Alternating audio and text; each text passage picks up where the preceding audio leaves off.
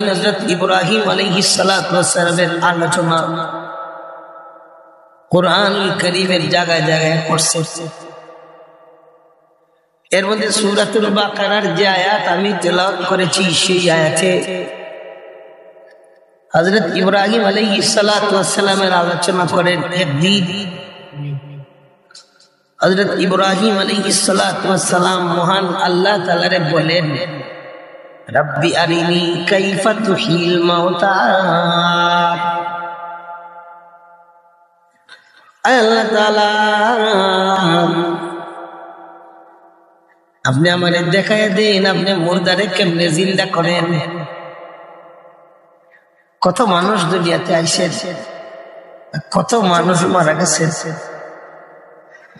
এই এলাকার মুরব্বী সাহেবানরা প্রায় নাই, প্রায় মুরব্বী সাহেবানরা মারা গেছে। ছোট ছোট বাচ্চা যারা আসলা, ছোট ছোট আজ থেকে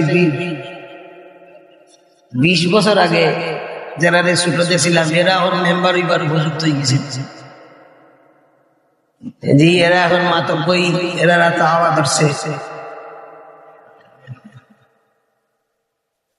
কত মানুষ মারা গেছে, কত মানুষের দাফন হয়েছে, কত মানুষের জানাজা হয়েছে। ডেইলি মানুষ মারা যায়। মুসলমানেরা ইসলামী বিধান মতে ডেইলি জানাজা দেয়, কবরে দাফন করে। কুরআনুল কারীমে আল্লাহ তাআলা পরিষ্কার জানাইয়া দিয়েছেন, মিনহা খালাকনাকুম ওয়া ফিহা নুঈদুকুম ওয়া মিনহা নুখরিজুকুম তারাতান উখরা। ও বান্দারে, ও মাদিরে, মাটি থেকে আমি তোমাদের বানাইছি, আবার মাটির ভিতরে তোমাদের পৌঁছে দিব। সেই মাটির ভিতর থেকে আবার জিন্দা করে উঠাবো। পবিত্র কুরআনুল কারীমে আল্লাহ তাআলা হাসর নাসরের বয়ান দিয়েছেন। সূরা ইয়াসিনের 1 আয়াতে আল্লাহ তাআলা বলেন, وَنُفِخَ فِي الصُّورِ فَإِذَا هُمْ مِنَ الْأَجْدَاثِ إِلَى رَبِّهِمْ يَنسِلُونَ।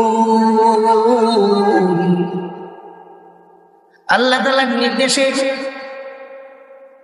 সিংহার মধ্যে শুধু ফু দেওয়া হবে। হাদিস শরীফে যার বিস্তারিত আলোচনা আছে। ইসরাফিল আলাইহিস সালাতু ওয়াস সালাম সিংহায় ফু দিবেন।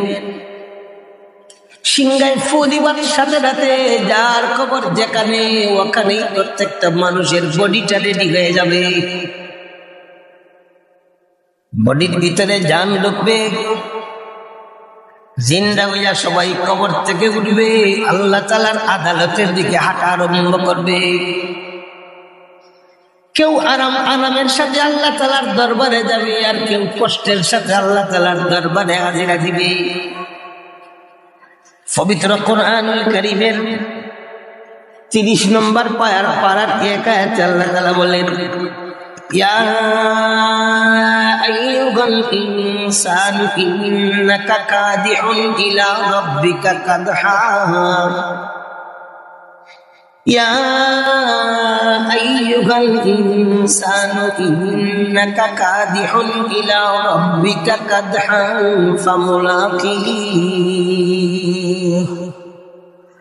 ওরে মানুষ, ওরে আদম সন্তান, কষ্টের পর কষ্ট করে হলেও তুমি আল্লাহর আদালতে হাজিরা দিবে। আল্লাহ তাআলার আদালতকে তুমি ফাঁকি দিতে পারবে না। কষ্টের পর কষ্ট করে হলেও আল্লাহ তাআলার আদালতে কেমনে হাজিরা দিবে অন্য এক হাদিস শরীফে পাওয়া যায়। অন্যায়ভাবে জুলুম করে একজনে আরেকজনের 4 আঙ্গুল জমিন নিয়ে গেছে, 8 হাত জমিন নিয়ে গেছে। 7 তবক জমিনকে আল্লাহ তাআলা একটা মালার ভিতরে ঢুকাইয়া তার গলার মধ্যে মালা লাগাইয়া বলবেন, জমিন লইয়া হাঁটা দে।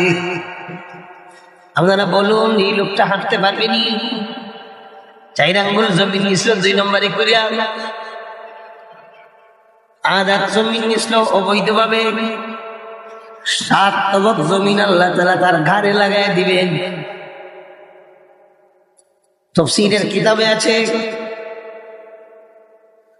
মানুষের নেক আমল মরার পরে নেক সুরত ধারণ করবে, বদ আমল বদ সুরত ধারণ করবে।